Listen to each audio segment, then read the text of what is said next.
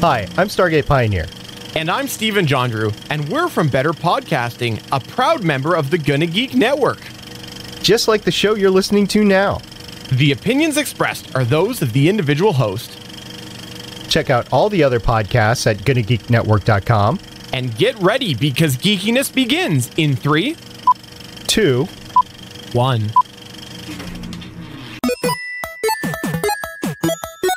Stand by for a brand new episode of All Things Good and Nerdy. Welcome, everyone, to episode 544 of the All Things Good and Nerdy podcast. We're recording this live on Christmas Eve, Sunday, December 24th, 2023. My name is Chris. If you caught the brief glimpse there earlier, you saw I don't have the full band of misfits with me today. One, Willie Nelson, had a family commitment that came up yesterday and was like, oh, I'm not going to be able to make it. And that stuff happens. So, Willie, if you're listening to this, don't feel bad because you're semi-apologetic in there. We're all like, nah, dude, family stuff happens. Take care of that. But don't worry. I'm not alone. I'm joined by Mr. Anthony Bachman. Merry Christmas, you filthy animals. That was a nice reference there. I was waiting to see. I was waiting to see who would be the first to get to the Home Alone reference. Hey, guess what? Your comments are showing up, though. I had to change how I spelled it. And as SP points out in the chat room, there's only 366 days left until Christmas 2024. There you go. We got a lot of time. 366 more days until Hans Gruber falls off Nakatomi Tower again. SP, thank you for joining us. I know you're a bit under the weather right now, and I saw from some chat messages we had, it seems like you're on the mend now, but thank you for coming to join us in our unique band of misfitishness or whatever on Christmas Eve. We hope we can entertain you a little bit. Do we got like drippy nose, high fever, wrapped up in a blanket, SP in bed, watching our chat? He's probably in his office. I was guessing. I don't know. I don't know if he's sick. Does he have like a comfy chair in there? I don't know. I do feel bad, though, that SP seemingly caught the plague. Well, as he points out in that chat room, since he was throwing up anyways, he might as well watch us. And that makes sense. Well, I was up because I was throwing up. So, I just decided to start my day. Why not? Hey, we're here to help. If we can distract from your throwing upness, let us help. Yikes. He's in the great room in his recliner, so at least he's comfortable. Hopefully we can entertain there you go. While you're being comfortable. I make no promises. I mean, we'll try. That's what we do.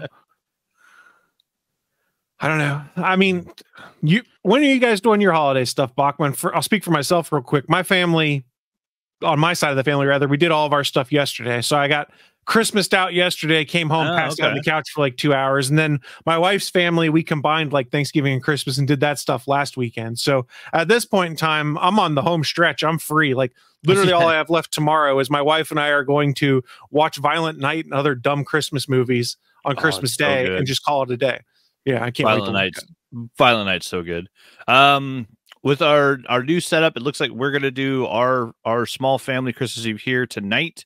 We'll go see my parents in the morning, which my parents, we've made it like it used to be a huge thing on that side of the family, and it's all kind of split off into the 13 different cousins and everybody doing their own thing. So now I just go see my parents, and we don't even buy gifts anymore. We just I bring lottery tickets for my parents. They give me lottery tickets. Everybody scratches some lottery tickets. We say Merry Christmas, and we're on about our day. Like, we made it short and sweet. We don't even do presents anymore. Nice. They're like, we have a house full of crap. We don't need any more crap. Don't buy us any crap. I was like, all right. So yeah, I get them lottery tickets. They give me scratchers, and yeah, we sit there. We scratch lottery tickets. We BS for a bit, and then we go on, and then we'll be going all over to Janice folks, my in-laws now, and that's the big one. They still do the large family. Okay. It's 3 generations there at the time, so the grandparents, the parents, and the kids, and because I don't think any of the great grandchildren are showing up this year. So yeah, it's always 3 generations. So it's my wife, her 2 sisters, their husbands and kids, which are now my nieces and nephews, and then Morris and Linda, the grandparents. And so yeah, it usually ends up being it's 16, 17 people. Like, it's a pretty big get together, and then we do, all the kids get presents. We do a Secret Santa for all the adults, which is nice because you just buy one present. You have one person that you're responsible for. Sure. And they do those, and they do the big deal. Like each person has to say, like, okay, who got this person? That person has to come up, get the present, and give it to them, and then watch that person open it, one at a time. And then it's like, big food all day long. I'll play a bunch of games. They love playing. Was it Left, Right, Center, which I had never played before, and now like I have a Rick and Morty Left, Right, Center here at the house, like in case we ever want to play it here, because it's just a hilarious game of just rolling dice. But they play it with dollars, and so then like everybody starts the game with $2, and then if you win, you get all the cash. So it's cool because like you leave Christmas. You leave Christmas walking out with a stripper roll of just ones in your hand, which is kind of cool. Stripper roll. Oh, and it was weird too. Last year, there was a mistake where we draw names for all the adults for the Christmas of the next year at the end of the day. Like right before we go home, we do the name draw for the next year. Sure. And then also gives you a year to think about getting a present for the other person. And the previous year, apparently, Becky had screwed it up and put her name in twice and my wife's name not in at all. And so Becky got 2 presents and my wife did not have another adult buy her a present. But then we proceeded to win all the games at Christmas. And like these were games that like can't be rigged, but like we took all the money and all the big prizes. That's called karmic justice, my friend. Yeah, it is. Because the first year I was there, like it was super fun, but I won nothing. And I was like, okay, well, it's like, I still had fun. Like we had a really good Christmas. I just didn't win anything, which kind of sucked. But then, last year we won Left, Right, Center. So we won all the cash. And then I can't remember the other games. We played like 3 or 4 other games where like we give out gift cards.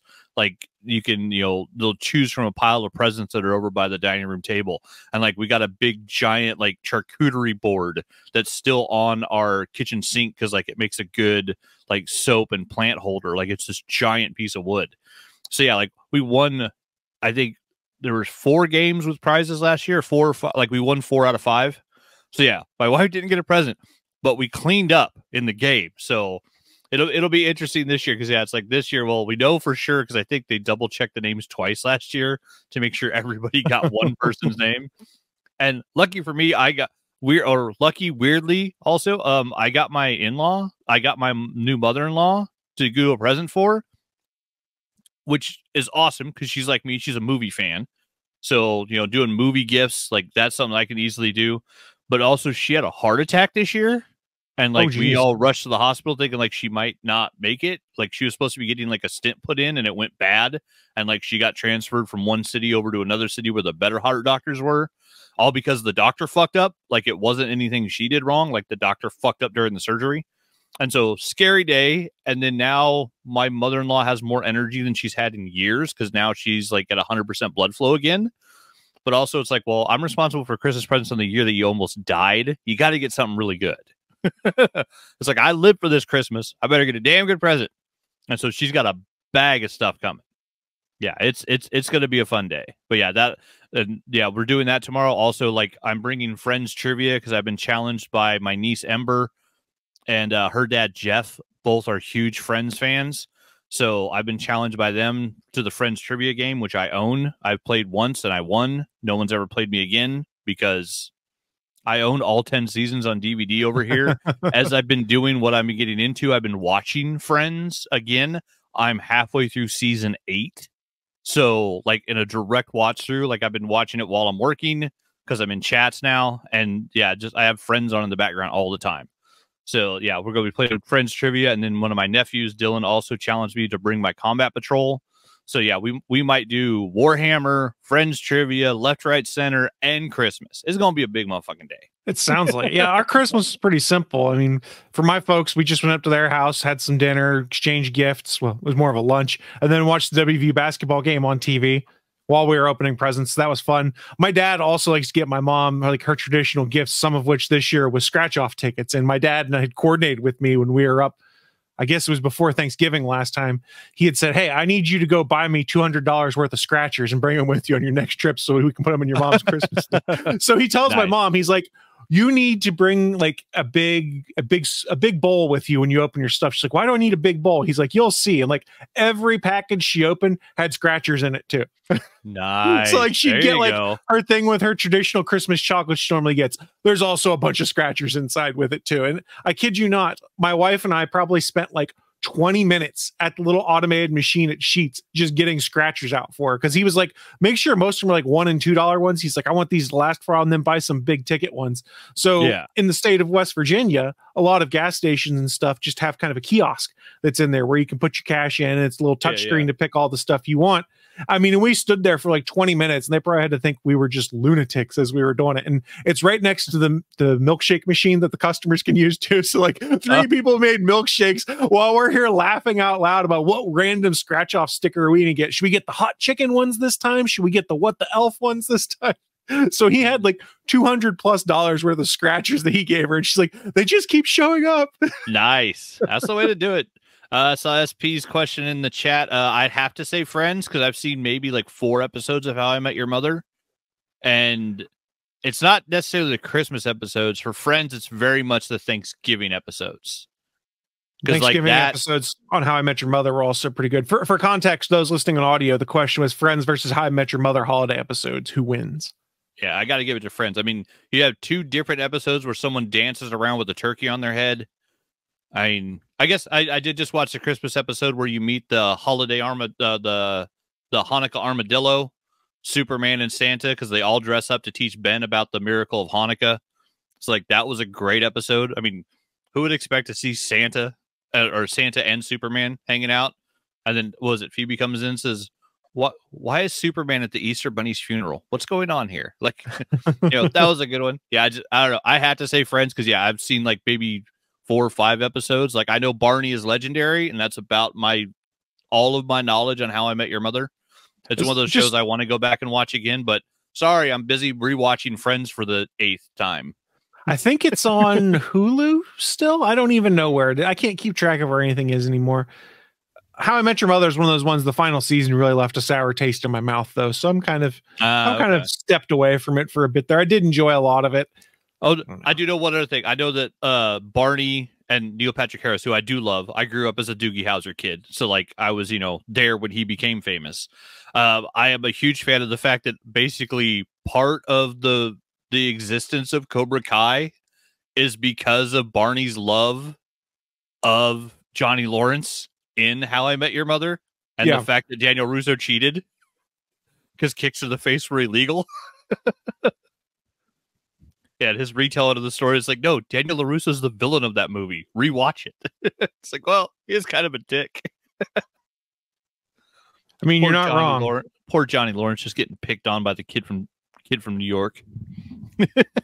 So we're going to roll into the news of the week here in a sec. But for folks that are watching live or listening later, please check the show notes, or when you get to the end, please listen to what we're going to be doing for our year in review kind of wrap up. We're asking for some help from you guys who are part of the Gonna Geek community, the Discord, or just fans of the show, to give us some help for things you think will be the big stories of 2023. We'll get more into here's how you submit the stuff to us at the end of the show, but we do have some cool stuff coming up in that regard. That being said, let's roll into the news of the week. Live from the ATGN studios on the internet, it's the news of the week.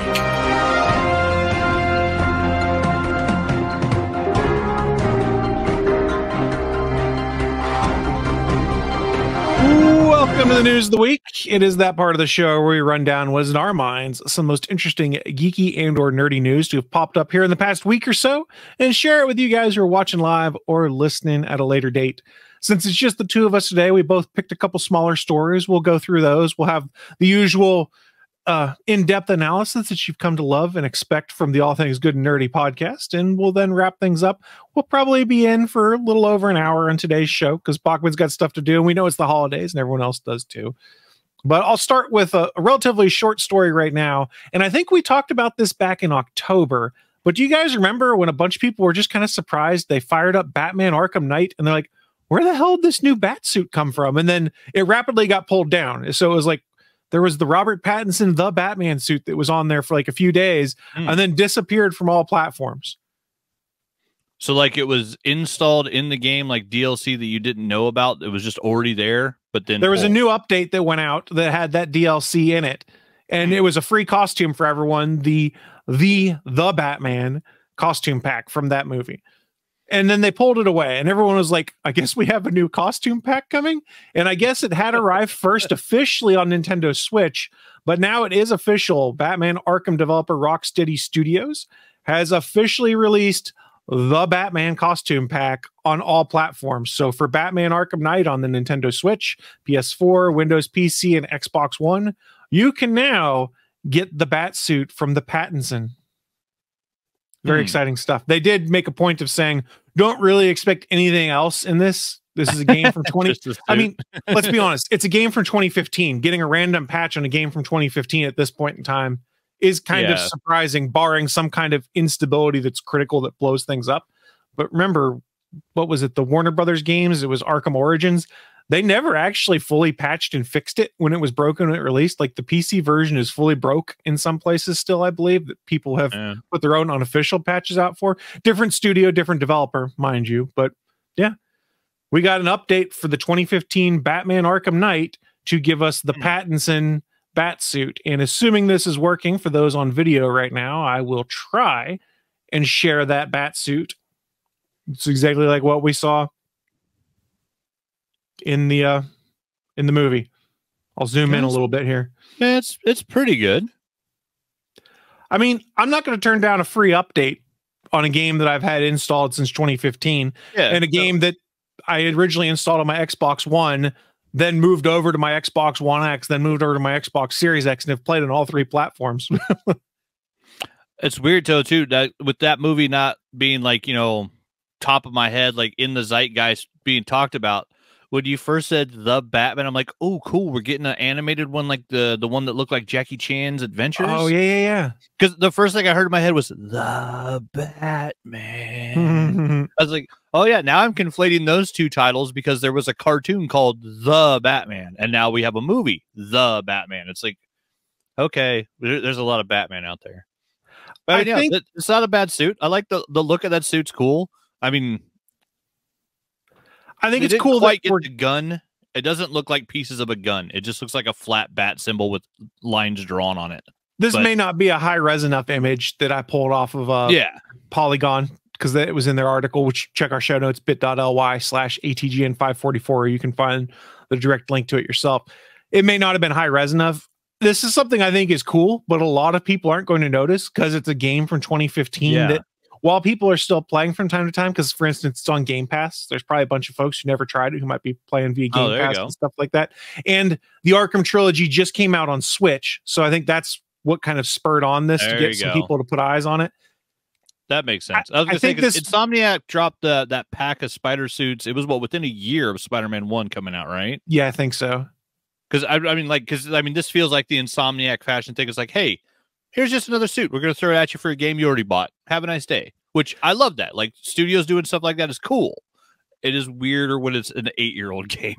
I think we'd have noticed it more if they did it around the same time the Batman movie came out. But to be fair, they probably weren't touching the game much at that point in time, whereas there was a development effort going on to put out the Switch version of the Batman Arkham trilogy. So there was probably work being done where at that point they said, oh, we can put this in for the Switch version, and here's how we'll patch it into the rest of the games to make it equitable for everyone. That being said, if you're playing the Arkham games on the Switch, I've heard that Arkham Knight runs kind of like poop on the Switch. So if you've given it a try, let us know. But I heard a lot of the tank fights and stuff like that, there's some severe frame rate issues. And I would not be surprised, because I remember playing on the Xbox One that we had some frame rate issues initially when it came to using the tank, the Batmobile / tank in the game. In the PC version originally at launch, I think was really chugging in those areas. So the fact that the Switch is chugging there doesn't surprise me a ton. Yeah, I mean, it makes sense. The Switch is just not super powerful. It's a fun little handheld device, but yeah, it's not a PC in your hand. Right. I mean, it makes sense that the first two Arkham games could be ported to the Switch because they were Xbox 360 and PS3 games. But Arkham Knight was an Xbox One PS4 game, which requires a bit more horsepower to do some stuff. And the Switch struggles a little bit there. I haven't picked it up on the Switch because I don't need more copies of these games. I have the remastered edition on my Xbox, and I have the disc versions. I've also bought 2 at one point in time. So I still have the discs, even though I have digital copies of them, because there was some ridiculous sale. They always put the Arkham trilogy on sale on PlayStation Marketplace, Xbox Marketplace, stuff like that. So I think I picked up the Return to Arkham, which was the first 2 games remastered and updated for like $10. I love the games. I still go back and replay them from time to time. I'm trying to remember. I think because Asylum was the first one, right? Arkham Asylum, then Arkham City, then Arkham Knight. And then in between there somewhere was Arkham Origins that WB Games made. Okay. Yes, I think I want to say Asylum is the only one I played all the way through and finished. And then I started Arkham City and I was like, oh, there's like 300 of these little Riddler things hidden all over. Nope, not going to get this done. I never tried. My brother-in-law got all the Riddler trophies, I think, in all 3 games. And I want to say I rented Arkham City and I played it for like 4 hours the night I rented it and then took it back. I was like, yeah, I'm not buying that. To be honest, at this it was point, just too big. If you wanted to play Arkham City or Arkham Knight, they're probably on sale on PSN right now because there's all sorts of sales going on in the digital storefronts because they want to make it so that everyone who gets a new console for Christmas tomorrow has the opportunity to not only have whatever game may have been bundled with it or that their parents or significant other or whoever gave them with the console. You can go online and get some stuff pretty cheap and rapidly load up your new console. There's some pretty cool Switch stuff on sale right now too. I don't need more games, but I'm like, God, here's some stuff I want to play. I don't have time to play the stuff I do have. Crap. You know what a sale is, Chris? It's a price you can't beat on shit you don't need. How did my grandfather always put it this way when it came to finding things on sale or be like, oh my God, that's a great deal. I need to get it. You'll go broke saving money that way. That was a phrase that my grandfather often used, and my grandfather's been dead since 1989 and I still use it to this day on a lot of things. You'll hear me say it. Yeah, I mean, I can't remember where I heard that one, but I was like, yeah, it's a price you can't beat on shit you don't need. It's from like a TV show or a movie or something. But yeah, I always loved that line and I remembered it. I do not remember what it's from because it was from something. Somebody wrote that because it wasn't. It's not a Bachman original, but yeah, I always remember that when I see sale prices on stuff. It's like, oh, I would love to get that. It's like I have 30-40 games on my PlayStation 5 right now, just from the free PlayStation Plus that I am keeping my PlayStation Essential, which is the only one they didn't put on sale this year for Christmas, you fucks. Sony, you pricks. They put the two higher tiers. Yeah, they put the 2 higher tiers on sale. No discount if you're just re-upping your PlayStation Essential. It's like, oh, you fucking turds. And it's as far as I know, it's the first time they've done it. Because usually the cards go on sale, Amazon, wherever, and people would go buy 4 or 5 of them and stack up a couple years worth. And yeah, this is the first time they're like, oh no, we're not putting the cards on sale. The only thing that's on sale is at the 2 higher tiers. It's like, yeah, I ain't buying those. Yeah, I was thinking about getting rid of the lowest one. I caught a sale for Game Pass, and I meant to text you. I forgot to do it. Did you see the Xbox Series X has been down as low as $350 right now for some of their pre-Christmas sales? I saw it. It's weird because, like I keep looking at those, but at the same time, I kind of just want to get like. I'm also eyeballing the idea of just getting a PS5 with the disc drive for the living room. Yeah, because I'm not paying $60 for No Man's Sky digitally. I have the disc that I got for $10, and I will pay PS4 No Man's Sky on a disc in a PS5. Like, it'll work just fine. Well, and here's the thing. If you want the disc drive, and we'll move on to the next story here in a second, the new slim PlayStation 5, as they call it for lack of a better term, the disc drive is detachable. And when you buy one without a disc drive, you can buy a disc drive for $60, but it's more expensive that way, I think, is when I did the math. So if you want the disc drive, just buy it now, and you can always take it off if you don't want.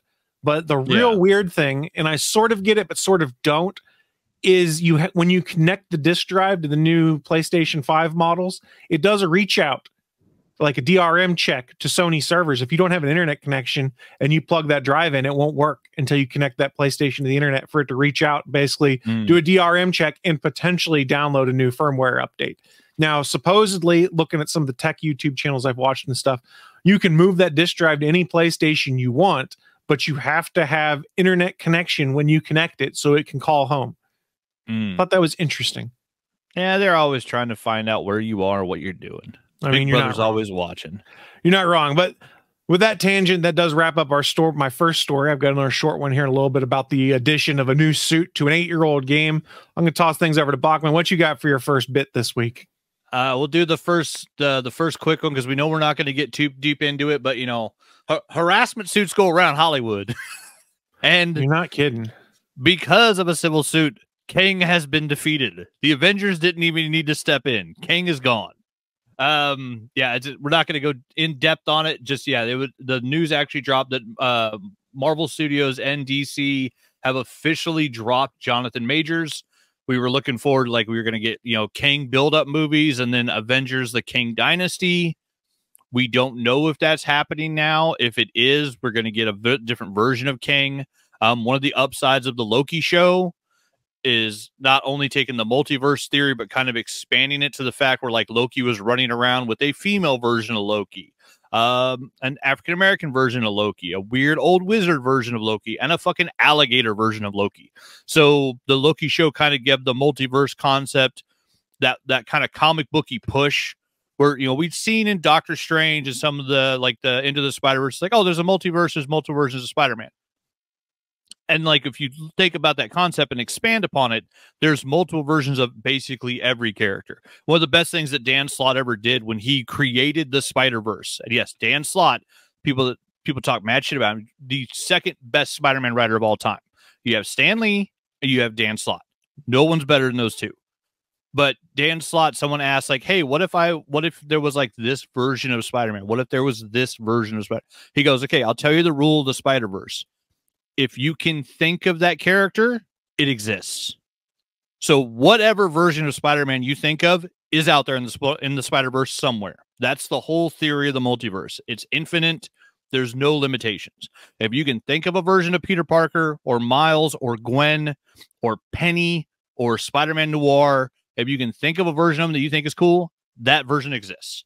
And so if you take that and extrapolate it through the Loki show and then on to Kang, you can just put another fucking actor in the suit and turn the face blue. Like, it's not that hard. You can get anybody you want and just say, hey, it's a Kang variant. And this is the Kang variant that actually went around and killed all the other Kangs. The other guy was a false flag. He was a red herring, whatever. There's a ton of speculation and rumors, but I don't think anything concrete is out there about Marvel's plans, in part because they're probably rethinking a bunch of other stuff. The big thing to note here is it seems like Marvel had prepared for this eventuality like we all assumed they would, because anyone who'd been monitoring the court case kind of knew that things weren't looking good, that Jonathan Majors was not going to get a guilty verdict for the things that happened. We don't need to delve into what that is. That's not necessarily necessary for a topic in here. But Marvel within at least somewhere within an hour to 2 hours after that verdict was announced, there was a press release out that was basically, we're parting ways with Jonathan Majors at this point in time. Yeah. Which, and then, in the Hollywood article, they put in there also, Marvel sources are mum, there's indication studios already been doing the refocusing, because in November, Marvel hired Loki creator Michael Waldron to work on a new draft of what was once called Kang Dynasty and is now being referred to as Avengers 5. So there's Marvel sources saying that they're not even calling it Kang Dynasty anymore. They've already changed it to just Avengers 5. Yeah. It's like bring in a Loki writer, change the name. Yeah, they're on the path to moving on. I just hope that they don't be like, oh, we need a big bad, let's just randomly insert Doctor Doom now, versus doing whatever they may have originally planned for introducing Doctor Doom, because Doom is an awesome character, and I don't want it to be like, he's our last resort to fix this problem we have where this fell through. I don't want that to be the case. And this is speculation on my part. I don't know anything they're going to do with Doctor Doom. I just don't want them to mess it up. Well, and I could see them trying to do that. It's like, as a quick fix, hey, we still have Doom in the stable. We haven't used. Don't do it. But I'm saying there's some executive right now pitching that to Kevin Feige, and so it's possible someone's going to bring it up, and if done right, who knows? Could be amazing. But yeah, you don't want the idea of bringing Doom in to be the quick fix for another problem. You want it to be, I have a great Doom story. That's what you need when you're bringing Doom in, because we've seen it done wrong before. I love Julian McMichael, but McMahon. Or McMahon? Yeah, I thought it was McMahon. But yeah, he was great. But the Doom they had him play in the movies. In the Doom and Fant Four Stick, also not good. Yeah, I'm not even sure I consider that Doom. Someone they called Doom. So SP's in the chat room brings up a good point. He says, whatever Feige decides, he needs to make sure it will sell movie tickets. A female version of Kang might not. Yeah, who knows? I think that there's no reason they can't continue to use Kang. The nature of the multiverse and everything they've introduced here, you can easily make him appear different, or you just do the wink and a nod thing like they did with Jim Rhodes when they changed from Terrence Rhodes to Don Cheadle, and just kind of be like, okay, Terrence I'm Howard. here. It's me. Accept it, and just move on from there. Exactly. Yeah, it's recasting can be done, and it's not a character that we're like. I mean, he's been in what, 3 things? So he's been in Ant-Man and Quantumania, and then Loki, and then I thought there was something else. I don't know. I still haven't seen the Marvels, so I don't know. He's not in the Marvels. He's not in there. Okay. No. So I mean, if he's only in one movie and one TV show, that's not that much different than replacing Terrence Howard when he's like, "Hey, I want a bunch of money," and Don Cheadle's like, "Shit, I'll do that shit for scale. I want to be a fucking War Machine." And I should also point out, I can't remember which showrunner, writer, or producer it was of Loki season 2 made a point of saying after this news came out that they were done with Jonathan Majors, is that we never reshot or changed anything for Loki season 2 in regards to his legal situation, anything like that. This is the ending that we intended. This is the use of the character we intended. Nothing was changed to make up for the fact that Jonathan Majors may not be available for Marvel. Let me rephrase, may not be someone they want to use going forward. Yeah, because I want to say, because they'd filmed everything of Loki season 2 before the strike started. That was my understanding. It was all, yes. Yeah, it was all in post-production. So, I mean, that show came out when it could come out, but they had filmed all of this stuff before his legal issues came out, was my understanding too. So like they were in post-production when his initial arrest occurred, from what I recall. So this supposedly, I want to say it was Waldron is who they were interviewing, but I'm not 100%, so don't quote me there. But the simple fact of the matter was they didn't change their plans for Loki season 2 based off of court case, arrest, anything like that. They told the story they wanted to. And it is, how do I put this without sounding inappropriate? Because I don't mean to sound inappropriate. So if I do, it'll come off. Please keep that in mind. It sucks when such a talented person does something so terrible so you don't get to see the portrayal of that character anymore. Like, consequences are real. He shouldn't have that gig anymore. Marvel doesn't have to associate with him because of what happened there. But man, Victor Timely was really well done in Loki season 2. I wanted to see more of Victor Timely. I wanted to see how that might morph into what we saw as Kang. And I thought that Jonathan Majors did a very good job doing the weird and sometimes really strange Victor Timely. Like, I'm fully on board with them deciding to cut ties. I'm just kind of bummed that dude was, for lack of a better term, such a shithead and did stupid shit that makes it so that we don't get to see more of that portrayal of the character. Does that coming across right? Because I don't want it to sound like oh man, I'm bummed I don't get to see it. I get it, because it just sucks when someone that's really talented at their job is also an asshole. Yeah, there are some great Kevin Spacey movies that I love. I'm probably not going to go back and watch most of them because he's a piece of shit.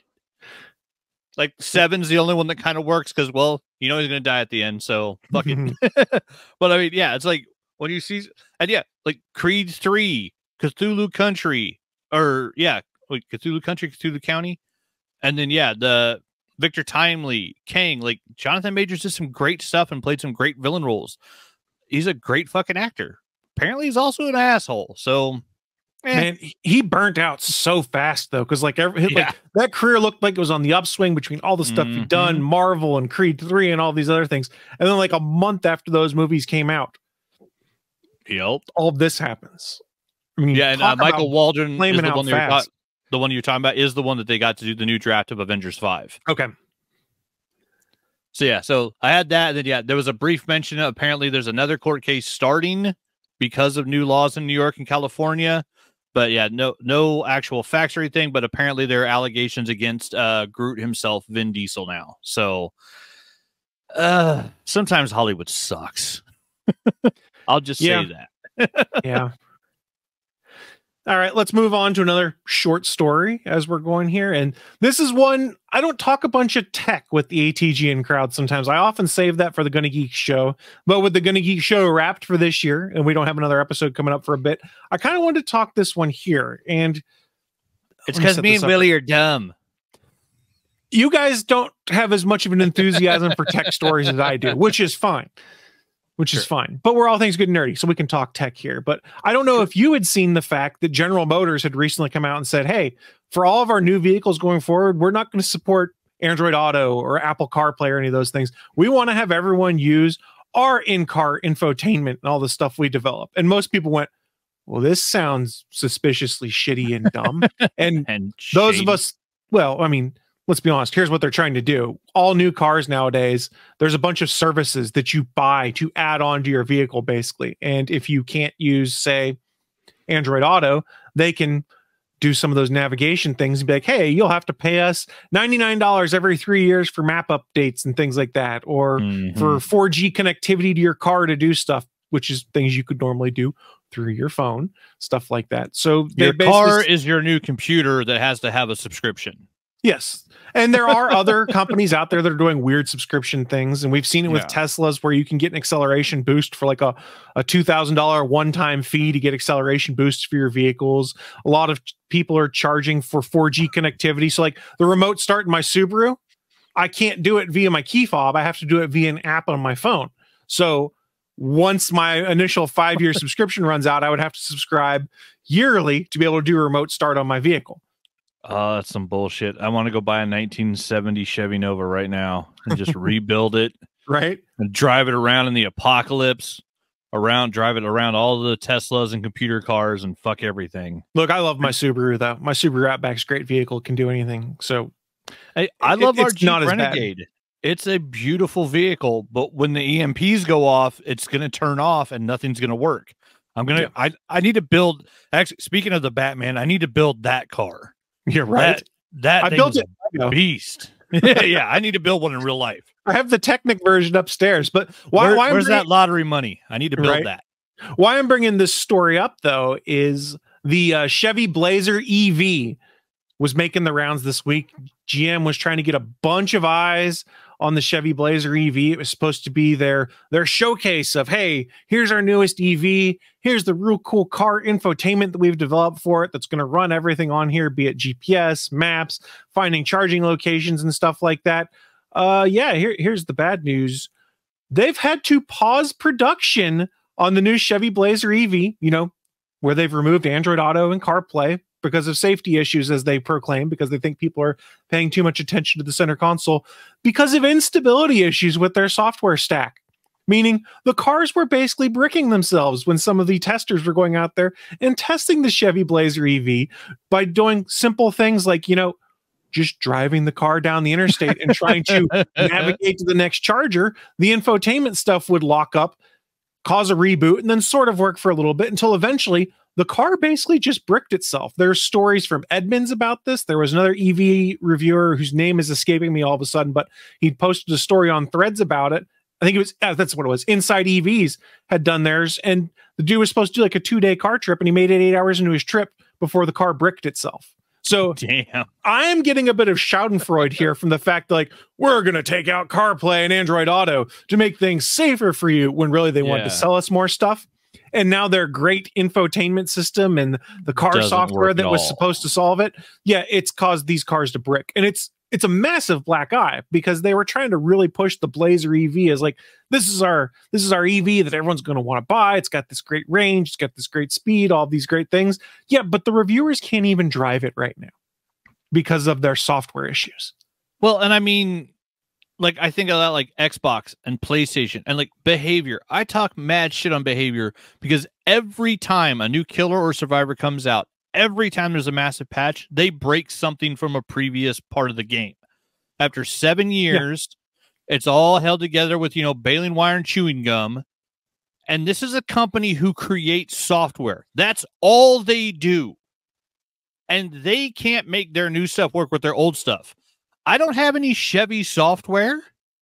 Nothing in my house runs on Chevy software. I don't trust Chevy to build me software that makes a car run if it can fucking turn it off. You know why CarPlay and Android Auto are so popular with people? It's because infotainment software in cars generally sucks. So at least with my Android Auto, I have a consistent experience when it comes to, okay, I've got my GPS, be it Google Maps or Waze up. I've got my music that plays through there. It connects to my phone to make phone calls and stuff like that. It's always consistent and the same regardless of the vehicle I go to. Say I'm driving my car. Say I drive my buddy's car and I have a Subaru and he has a Ford. The Android Auto experience is the same, albeit maybe laid out a little differently based off the size of the screen in the car. That's why people want to do it. SP's bringing up a point in the chat. He says, Apple decided not to make a car because it was so difficult. Yes, but they're also the same ones that wanted to make a car OS, similar to what Android's doing with Android Automotive. And I'm not sure I like either of those solutions between Android Automotive and the car OS, for lack of a better term, that they showed off, because dear God, everything's so busy and not consistent and really strange looking. It's plus, let's be honest, Apple's never made anything. They just take something someone else makes, they change it, make it a little better, and slap an Apple on it. Look, they've never actually made anything. I don't know about that, but I mean, show me one device that doesn't have a previous device that's basically the same thing that works a little not as good. iPad. Weren't there like touchscreen notepads? There were weird little touchscreen laptops and tablets from Windows that were terrible. Yeah, but they, like I said, they took someone else's idea, made it better, and slapped an Apple on it. It's what Apple does. I'm surprised we actually don't have the Apple Tesla yet, because that would be what Apple would do, is just grab the Tesla, scratch off the logo, draw theirs on it, and like change the tires. Yeah, you don't want to get that smoke if you're Apple right now. Stay clear of that. There's other there's other issues going on with Tesla hardware we can talk about in a separate thing. If you're curious about it, I encourage you to go to the Gonna Geek Discord and the vehicle chat channel. Right. We've been talking a little bit about some of Tesla's ongoing issues, where I'll sum it up this simply: is there's, for instance, a guy that bought a brand new Tesla and within a day his back suspension failed, like catastrophically, and they blamed him and said it wasn't under warranty. He'd had the Tesla for like a day or two, and there's a Reuters report that came out of them routinely taking things that should be warranty issues and finding a way to blame the customers so that they don't have to pay for it as a warranty issue. Yeah, like all insurance companies do, because it's all a scam. I don't know. I did see that SP said that 1970 Chevy Nova rebuild going for $25,000 right now. So I don't even have to win a big lottery, just a small lottery. There you go. I'm saying midnight blue with the gold starburst on the hood, like Nova Richard Rider's chest of his costume. So I have a car that looks exactly like a superhero. I want a 1970 Nova. It'll be all mechanical, no electronics at all. Right. The bomb goes off, and I'll be driving that bitch around Mad Max style, hunting down gas. SP does bring up in the chat over on the YouTube channel, I'm going to buy a Joby electric personal self-flying aircraft to get around all these car OS issues. What could possibly go wrong? What is a Joby? I've not heard of that one. I haven't either, but I assume it's just kind of a personal. So is that SP? Is that like a flying car? Or is that a big drone? God, I want a flying car. Because I mean, at some point, I'm just wondering at what point, like, drones just keep getting bigger and bigger. We have ones that send missiles. At what point are they just going to put a little human capsule in it, and you just have a drone with a remote control, and you're just in it? Like, it's basically a flying car. There's a lot of regulation coming on that. But as I wrap up this story about the Chevy Blazer EV issues, I wanted to highlight something specifically about some of the problems here. Edmunds is one of the folks that was doing a long-term review of it. They had purchased a 2024 Blazer EV all-wheel drive as a long-term test vehicle. They said their SUV has been at the dealership for 2 weeks as the dealership's trying to figure out what's wrong with it. It had 23 fault codes in a diagnostic test. According to Edmunds, what we got back from the dealer was alarming. The single longest list of major faults we at Edmunds have ever seen on a new car. Wow. There's problems. And if you want people to trust you on a new EV platform with new OS and things like that, that can't happen. This is a huge black eye, and it's going to be incredibly interesting to see 6-9 months from now how they may possibly recover from it, or if they do at all. It could be everyone looks at that and goes, oh no, I may have been thinking about an EV. I ain't touching that Blazer, because the original perception a lot of people get is hard to shake. And as someone who is an enthusiast of EVs, because I find them fascinating, who has considered buying one at one point in time, I looked at that and that turned me off a lot. Like, I'd looked at the original Blazer EV stuff when they announced it. I said, oh, that's pretty cool. I wouldn't mind test driving one of those and putting it in my list of vehicles to consider if I decide to update. Not now. Not now. So how about no? How about no? That wraps my second mini news story. I'll toss things to you to wrap us up for our news of the week. Bachman, what do you got for your second mini story? So what we got now is that Scream VII had its head chopped off. We got another that's ominous. Reporter, yeah, another Hollywood Reporter article from Boris Kitt and Aaron Couch from yesterday. Scream VII loses director Christopher Langdon. Part of the quote is a dream job that turned into a nightmare.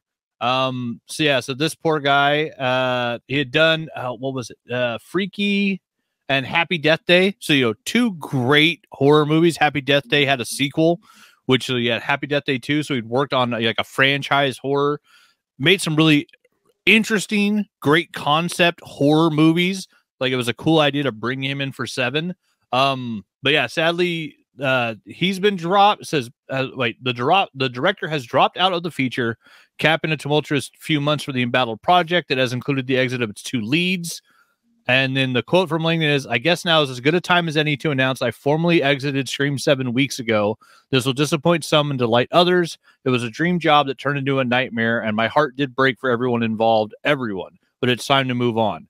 I have nothing more to add to the conversation other than I hope Wes's legacy thrives and lifts above the din of a divided world. What he and Kevin created is something amazing, and I was honored to even have the briefest moment basking in their glow.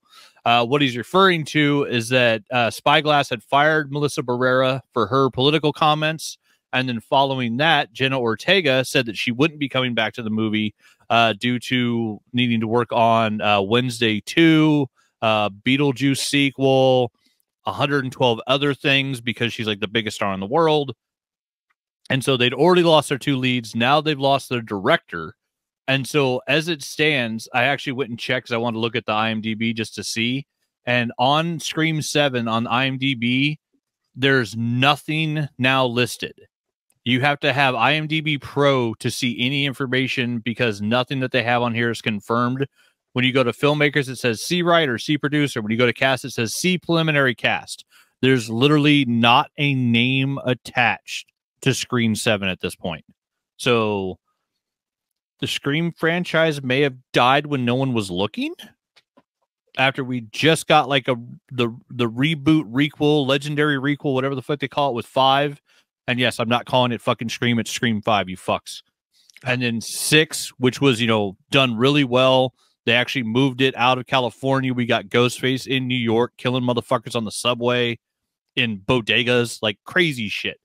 They did some interesting stuff with it. But yeah, it looks like at this point, we may not even get Scream 7. Or if we do, it may be 4 or 5 years down the road. I think that's more likely because the return has done so well. It doesn't really make sense to be like, well, we're just never going to go back to this. They just may need to wait. I don't think they'll totally shit can it. Spyglass is going to try to make money off of it. But also at this point, who wants to come in and direct this movie that no one is attached to? Like, right? It's going to be that thing. They have to figure out what their first step is. Like, do they actually back up the money truck and get Sidney Prescott, get Neve Campbell to come back for Scream 7 after they told her, no, we're not going to pay you for Scream 6. And so she's like, all right, peace, I'm out of here. It's like, I don't need these fucking movies. I made all my money off these movies. You're not wrong. So, yeah. I mean, they have to, Spyglass is going to have to figure out what their first step is. Like, is it bringing in another writer-director group like Radio Silence? I think is what the 2 directors of Scream 5 and 6 called themselves. I don't remember. But, yeah, they have a weird name. But yeah, it's like they had a great idea. They had a great concept for bringing back the Scream franchise. And they did some really cool stuff with it, other than the stupid title for Scream 5. And so it's either got to be that, or you back up the money truck to Neve Campbell. Say, hey, here's $25 million. Would you like to do a cameo scene in Scream 7? Or here's $100 million. Would you like to star in Scream 7? Here's $50 million and 2 points on the back end, Robert Downey Jr. style. So you can become a billionaire if the movie does well. Would you like to come back? I mean, they got to do something big like that because, I love the Scream films. What Wes created with why can I not think of the writer's name? But like they created it was the first self-referential horror film. It was the horror film that talked about horror films while in a horror film. I mean, Wes kind of did it with New Nightmare, and then they nailed it with Scream, and it's perfect. And as a horror movie fan, as the Randy fucking Meeks of my group growing up, as the kid who knew the rules and told people the rules, Scream is fucking amazing, and they're always a fun watch. The worst Scream film is better than some of the best of other franchises. And so, yeah, I don't want to see it die on the vine. I hope they get a really good idea to bring it back. But at this point, we got nothing. Scream is dead. Yeah, I think it's just going to sit for a bit until they can figure out what they want to do and wait a year or two, and then maybe we'll start to see movement on it again. Or they could just decide they need to push something out now. I have no idea anymore. I can't keep track of how Hollywood's going to manage things. No, there's 112 too many different things to try to keep track of now too. Right. I am not a Hollywood insider. I read some stuff, but that does not make me an insider because I read the same shit everyone else does by like Hollywood Reporter and TV Line and stuff like that. Kevin Williams, damn it. Well, yeah, why did I not have that? That name should have been on top of my head. I mean, it's not Wes Craven, but yeah, Kevin Williams. Like, the man's amazing. And he wrote some really, really good fucking horror movies. It is true. That said, we have wrapped up our news of the week. Before we finish things up with our segment called What I'm Into, I kind of teased it earlier, but next week we're going to do our show at the regular time, 11 a.m. Eastern, 10 a.m. Central, over at GonnaGeek.com/live. And what we want to do, because we'll be recording on New Year's Eve, is kind of do a recap of 2023, the biggest, most interesting, cool, or most consequential, geeky, or nerdy news that's come out of it. And I'm sure Bachman, myself, Willie, will have a few things on there, but we also want to open it up to the audience, to our fans and listeners, things like that. So if there is something that you think should be considered for one of the biggest or most interesting stories of 2023, we encourage you guys to either just send it to us in text form, but ideally send us an audio or video clip of it. We can play it on the show. We can include you guys in it. If you're on the Gonna Geek Discord, you can go to the general channel or the All Things Good Nerdy channel. And I put some instructions for how you can submit audio and video stuff to us. So that's geeks.link/Discord, I believe, is the link. If you haven't joined our Discord, to join us. We would love to get some feedback from you guys out there on what you think is the most consequential, interesting, or just cool geeky or nerdy news we've had here in the past year. And we'll do that live on the show, and we're happy to help promote whoever this came from as best we can and kind of put some eyes towards their podcasts or other video ventures and stuff like that. So please go check out the Gonna Geek Discord. And it's also, I think, at GonnaGeek.com/Discord. You can get there and you can send us your stuff. If you're having trouble finding that or making that work, just reach out to me direct on social media. I'm on the Twitter machine. I'm on Threads. I'm on Blue Sky. Everything is at the Chris Farrell. So just hit me up there and we can link up and figure out how to get that stuff pulled in so that we can showcase it on our show on Sunday. I think it should be fun. Or it's going to blow up spectacularly in our face and no one sends anything. Either way, it'll be entertaining. Either way works. I'm going to have to see if I can figure out. I think like the 2 days after Christmas, both me and Jana have off. So yeah, we'll have to sit down and watch Rebel Moon so I can see if it cracks my top 10 for the year. Oh, I've heard not so great things, but I haven't had a chance to watch it yet. I've heard awful stuff. I have to. I'm not judging yet. I will watch it, but yeah, nothing I've heard is good. Was the comment I saw on Threads that made me laugh? It's a Star Wars for our generation, but much, much shittier. And I just laughed. Wow, that's pretty good. That's pretty good. Oh well, yeah, I'll give it a try. Like I said, there's some Zack Snyder stuff I absolutely love. I still, over on my wall of movies, I got the Watchmen like limited edition, double size, extra bonus fucking everything Blu-ray set, the one that like cost $150 when it came out, and I've watched that entire thing multiple times. I'm talking the 8-hour commentaries, all the I love that fucking movie. Like, that was the movie that Alan Moore said couldn't be filmed, and Zack Snyder's like, bullshit, hold my beer. Right. I mean, and other than the weird Dr. Manhattan, because I still think it should have been a giant squid, but like, it's a great movie. He basically took a comic that was said it couldn't be filmed and he filmed it. And yeah, like 300 is just, page to panel. Like you take the comic, you hold it up to the movie. Yeah, that's the movie. Like that simple. If you take a great story and just film it, sometimes it works. Frank Darabont figured that out with Stephen King. All the reason the old school Stephen King movie sucks is like, I'm going to put my spin on this. I'm going to put my version of this. They all failed. That's why everybody used to think that Stephen King movies sucked. SP in the chat room has said he wants to watch Rebel Moon tonight. So SP might be checking it out. Feel free to send us any initial thoughts you have on it if you do. Bachman will probably get to it, and I don't know. I've got other stuff I want to watch first, so we'll see if I get to Rebel Moon. Evidently, it's short, though. It's only about 2 hours for a Zack Snyder film that's relatively short in comparison. Yeah, I'm pretty sure we'll get to it this week. For sure. I should have it watched before next Sunday, at least. That being said, we are going to start wrapping the show up with our traditional bit, a little segment called What I'm Into. It's how we talk about to our audience, our fans and listeners, what kind of geeky and nerdy things we may get into, because, hey, you guys might want to check them out yourselves. I'll start things off because my list's been pretty simple. I've been playing a little bit more of The Last of Us remastered on PS5.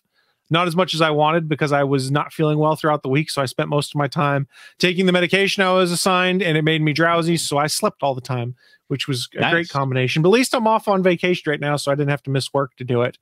I, last week, picked up for a month a subscription to Ring of Honor's Honor Club because I wanted to watch the pay-per-view they're putting out on that Friday. The main event was the women's title match between Billy Starks and Athena, and they stole the damn show. The whole show in general was really good. So basically, I got a pay-per-view and a month worth of Ring of Honor for $9.99, which I think is worth it. So I'll go back and watch some past episodes of Ring of Honor stuff, things like that. But I bring that up because it helped me to realize that talking wrestling on Twitter sucks. There's so much tribalism and just bullshit and stuff like that there. And I kind of stopped talking about it on Twitter because I didn't want to have to deal with the stupidity around it, because God forbid I have an opinion that someone else doesn't agree with because they prefer one promotion over another, then it just turns into random stupid people in my mentions, and I didn't want to deal with it. So I've kind of been doing an experiment lately. I've been on Threads a lot more, and Threads has a pretty healthy wrestling discussion there. Like wrestling threads, not terrible. Gotten a pretty decent community of people and some back and forth of folks I've been talking to. And while we may not always agree on things, it's never turned into the tribalistic bullshit. And when it does, people that are in that thread tend to call it out and be like, just block this guy, he's an asshole. And it's kind of self-regulating there, these people that would turn things tribalistic and gross. And since Threads kind of has their equivalent to a hashtag now, it makes it a lot easier to discover things. If, say, everyone's watching AEW Collision, you can click the AEW Collision, their version of hashtag, and see all the conversations. So Threads, surprisingly healthy so far for wrestling discussion. I hope that it continues to be. And since they opened it up, the EU, there's a lot more people flooding in. Now there's trade-off there, as there's so many porn spam bots that are joining in on there right now to try and get people to subscribe to my OnlyFans with dumb stuff. And when you are not in your own personal feed and you use their curated one, all of that stuff bubbles up in there. So I've kind of been having a bunch of block and report parties right now. That's something they're going to need to fix because it'll quickly become annoying. And I'll be honest, part of the reason I've used Twitter less and less, not just because of the other shit that's been going on, is I can't get decent interaction with people right now. The only interaction I'm getting on there, because I don't pay for Twitter, whatever the hell they call it now, is porn bots liking random things I've tweeted. Some of this stuff like 6 or 9 months old. I'm like, what the hell is this? Someone's like, I'm like, oh, it's a porn bot. Never mind. Or interacting with me to reply to something. I can't interact with people on there because I won't pay the $9.99 for Twitter Premium or whatever. But I can go on Threads and I can start talking pro wrestling. And there's a fairly robust and vibrant community that wants to talk about it or interact about it. And I've kind of enjoyed it. SP, you caught me in the chat room. He goes, that's why you won't subscribe to my OnlyFans. That's right. Getting me through Threads and Twitter is not the way. But if you give me a free sample, I'll consider it. First taste free, right? That's how you get them hooked. That's how you get them hooked. SP was right too. He also said, I thought Saga was supposed to be Star Wars for the new generation. Saga is Brian K. Vaughan's Star Wars done correctly. I would love to see, I think it'd be really hard to do Saga as a movie, but I would love to see like an animated, in the same style as Invincible, tell it as an animated story. I think you could do some really cool stuff with Saga. an adult animated saga, like if like Amazon bought the rights and committed to doing like 8 seasons, like but I think that's also the only way Brian K. Vaughan and Fiona Staples would sign off on it, is if they committed to doing the entire thing. Yeah. Because like if you did a saga movie, like you maybe get like the first massive hardcover, like, condensed into one film, but you'd lose so much. I mean, like Saga would need to be 6 movies. Like it's such great epic. It's Star Wars plus Lord of the Rings. Like it's amazing what Brian K. Vaughan did world building wise. Like, I mean, alien species, its own version of magic, technology, different wars on different planets. Like, yeah, he built everything. He built his own galaxy. Yeah, Saga's fucking amazing. I bought the first hardcover from the wife. I'm still waiting for her to read it, because when she does read it, there's a present waiting for her in the garage that I can't give her until she reads that book. Yeah, I love it too. My wife, that's a book that she really enjoys. When she started getting into comics, she started on that one, so it was a good combo. I guess the other thing I've got coming up that it's going to be interesting, and I'll report back to you guys after it happens, is I'd gotten some notices for a while now that internet service where I live is all provided by Comcast. I can get DSL, but it's hot garbage. And Comcast had sent me some emails the past months. They were going to have some network upgrades coming up. Now, originally they're supposed to be on the 28th. Now they've pushed them to the 26th, or come back to the 26th. But part of what they notified me of is, hey, when we're doing these upgrades, any Comcast services that you have, cable, internet, TV, phone, they will be sporadically unavailable. Now, for those unfamiliar with what I've done, I'm a cord cutter. I use the internet for everything. I telecommute for work.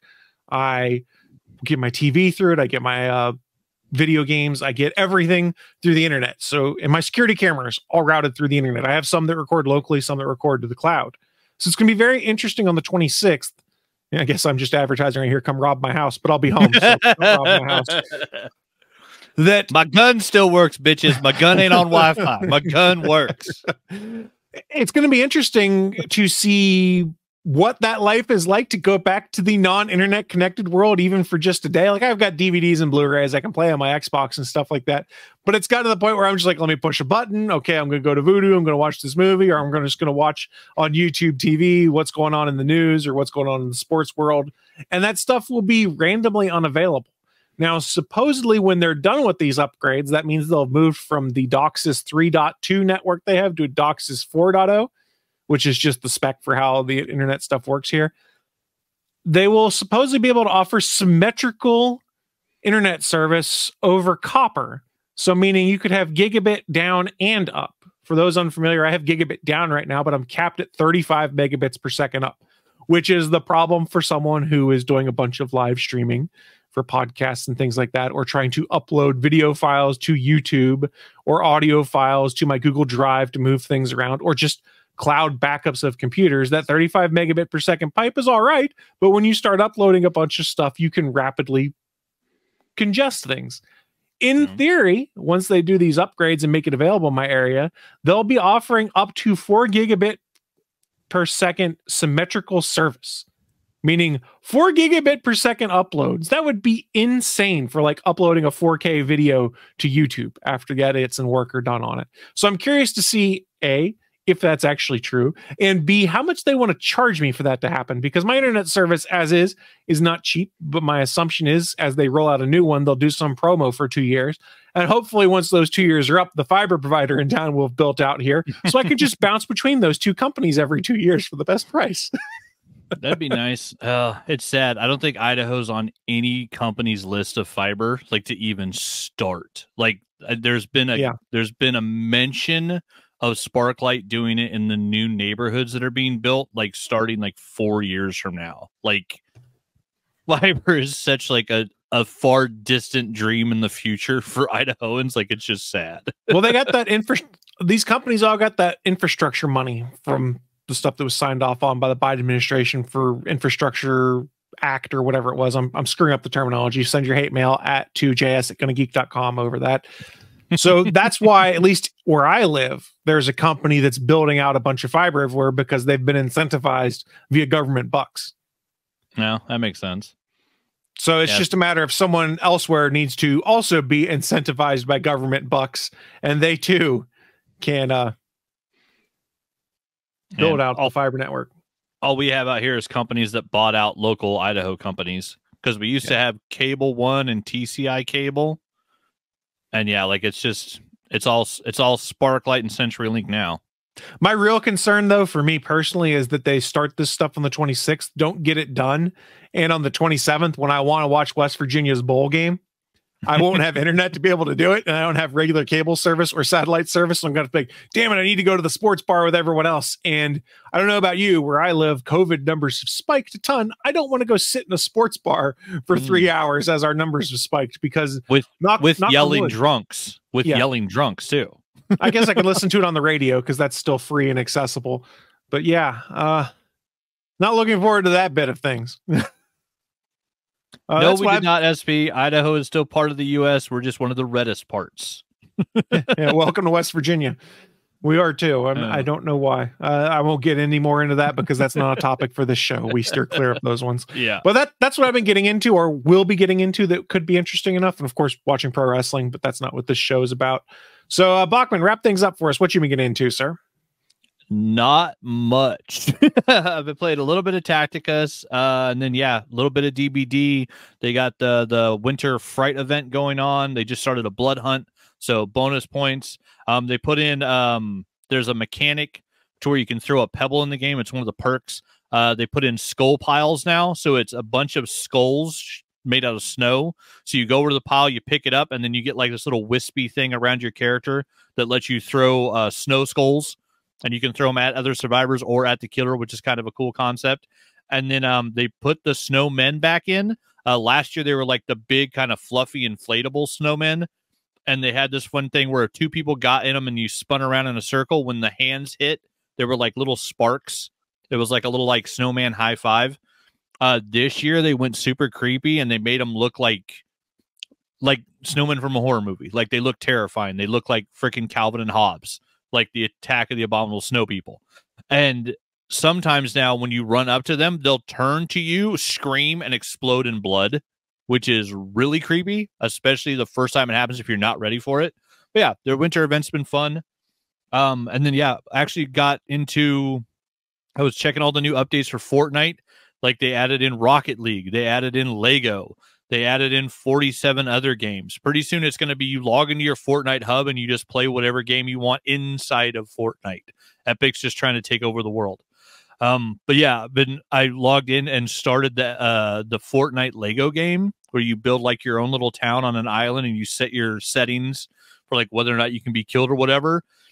It's basically using Lego to make Minecraft inside of Fortnite, and it's awesome. Cool. I've put like 8 hours into it already, building like my little mini village, and like I'm kind of intrigued now where I've been playing enough. It's like I might restart and build another island where I have unlimited resources and just am unkillable, just to try all the different builds.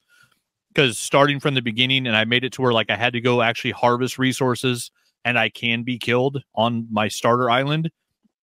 It's making it take a while, which, it's still fun because like I could sit there and listen to a podcast and just build my village. But yeah, I was one of those people, like I never got into Minecraft. Like I was a Lego kid growing up, but like I was like, oh, it's just like digital Legos, whatever. And I never got into it at all. But now it's like, well, now I have digital Legos. Like it's actual Lego and it's in Fortnite. And weirdly, it's funny because some of the IP crosses over, some of it doesn't.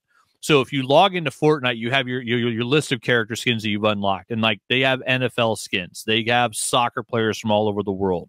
They have music celebrities. They got Marvel characters, DC characters, Star Wars.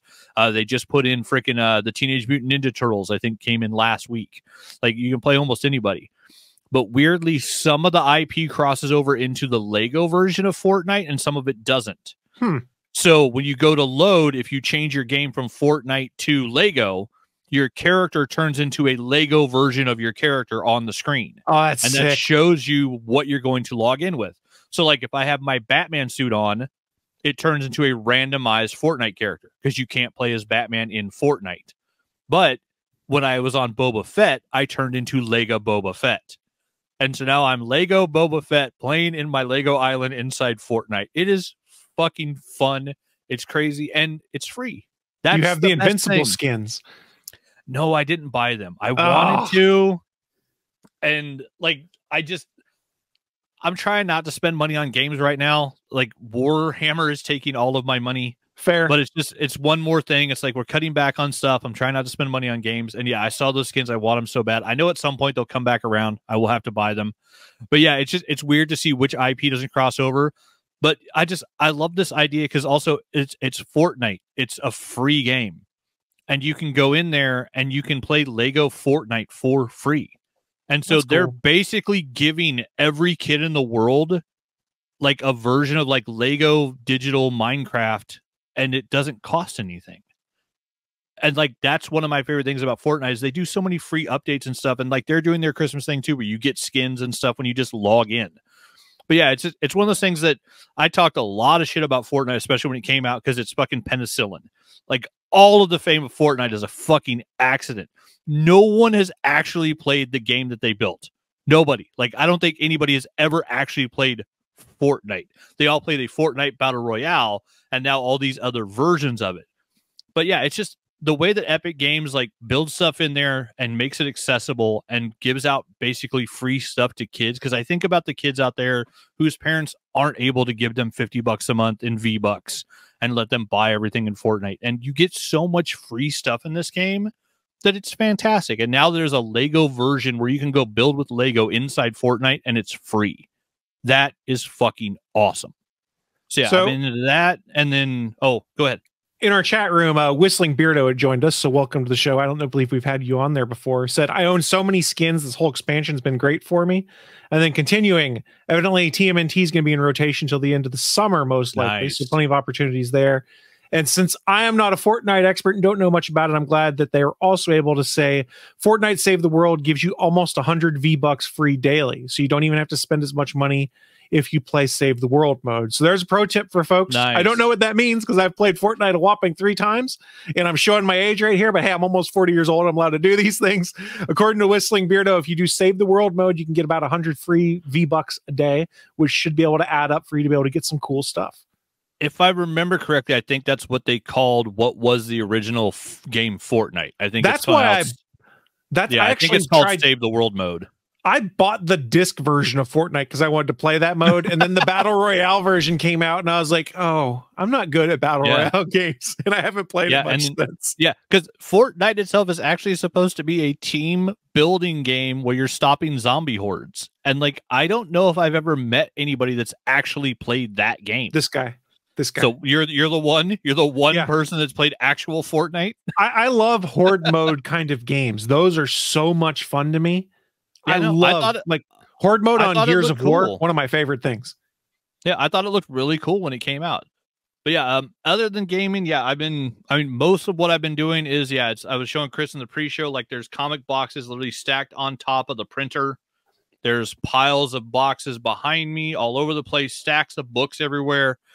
I'm in the process of categorizing basically from the end of living at my condo, moving into my then girlfriend's apartment, and then moving into this house. I've got about 5 years worth of comic books that were read, put back in the bag and board, not even sealed, and just tossed into boxes, like 8 long boxes, like roughly 5 to 6 years worth of brand new comics that were not organized, were not categorized at all. And I've been going through cleaning them, replacing the bags and boards that need to be fixed, and then alphabetizing these giant stacks and moving them into the collection. And I'm actually now working on splitting my collection into 2 categories, which I now have K boxes, which are K1, K2, K3, K4. Those are my keepers. That's my 400 issues of Amazing Spider-Man. That's my every issue of Invincible, The Walking Dead, Kyle Rayner Green Lantern, like just books that's like, no, I'm keeping these. I love these. And then I'm moving the rest of it into my old boxes A through Z or A through 26. And those are going to be the ones that at some point I might actually look at just selling. But yeah, so as I'm categorizing these, I'm also splitting my collection. And it's been a nightmare. But while doing it, I also mentioned in the pre-show, I've been watching all of the seasons of Friends on DVD. I started the rewatch after, sadly, the loss of Matthew Perry. Chandler was one of my favorite characters of all time on television. I'm a huge Matthew Perry fan. Like, the guy's awesome. Chris is being attacked by his cat.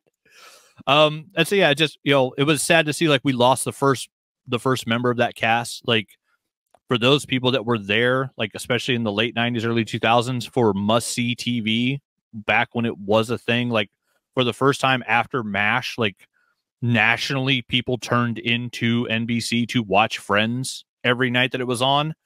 And like that was a show that ran, it was the biggest show in the world for basically 10 years. It was huge. And like, yeah, I love it. I own all 10 seasons on DVD. And so I've been rewatching those as I'm cataloging comics, because we're going to play the Friends trivia game tomorrow at Christmas. And I've never lost at that game, and I don't plan at losing at that game ever. And so I'm re-upping my knowledge again, and I'm like halfway through season 8, I think, that I've been rewatching since we sadly lost Matthew Perry. And yeah, I'm just tearing through the episodes. Sometimes I'll get through almost an entire season in a day, which is insane to think about. I'm watching 4 discs of a TV show. But yeah, it's awesome. So you want to feel old? Read that comment from Whistling Beardo to everyone. Yeah. Whistling Beardo said, I was 10 when Friends was very popular. I was watching Nickelodeon at that age. Yeah, well, I was heading off with the Navy when Friends was super popular and getting big. So yeah, it depends on what you were raised with, what you're watching at the time. Yeah, I like SP. I watched MASH when it was live. I remember the MASH finale. Yeah, like some of us are old. Some of us are fucking old. Thank you for making us feel old. We appreciate it. Yeah. Yeah, so I've been watching Friends and then, organizing comics. I mean, that's mainly what I've been doing. And last couple of nights I've been up like 2-3 in the morning working on this stuff. And it's not as done as I would want it to be, because basically I have to take 4 boxes at Christmas tomorrow because I'm giving some nieces and nephews basically boxes of comics.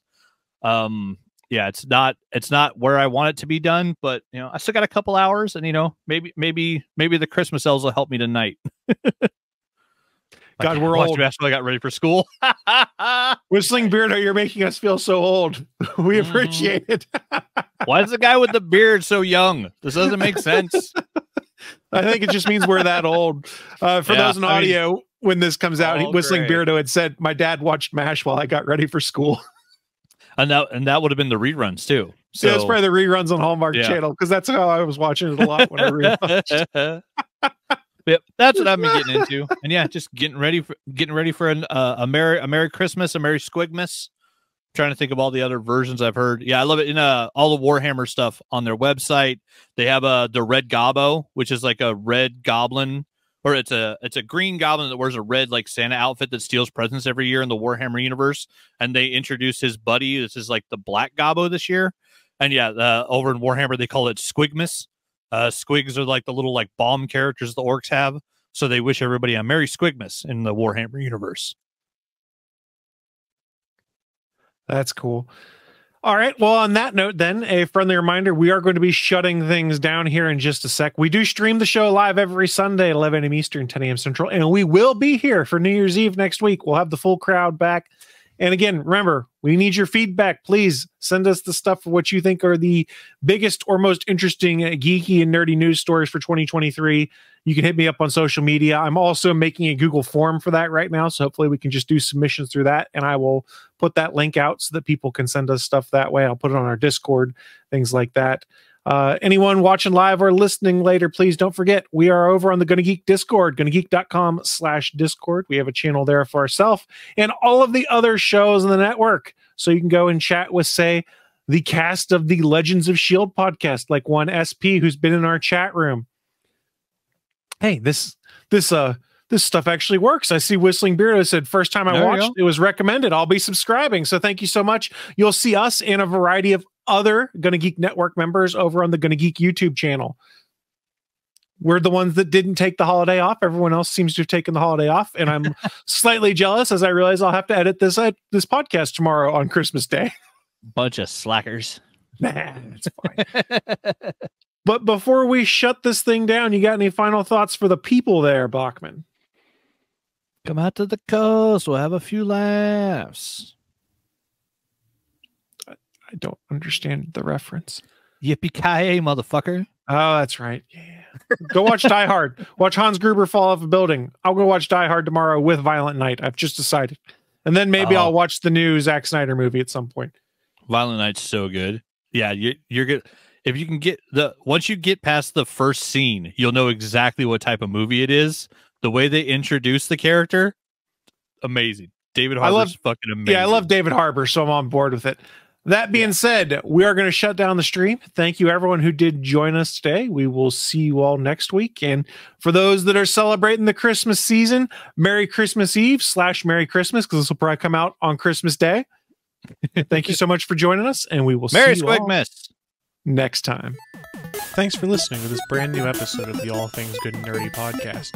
Don't forget, we'll be back next Sunday live at 11 a.m. Eastern, 10 a.m. Central over at live.atgnpodcast.com, channel 3 of the Alpha Geek Radio app, and over at our network home at gonnageek.com/live.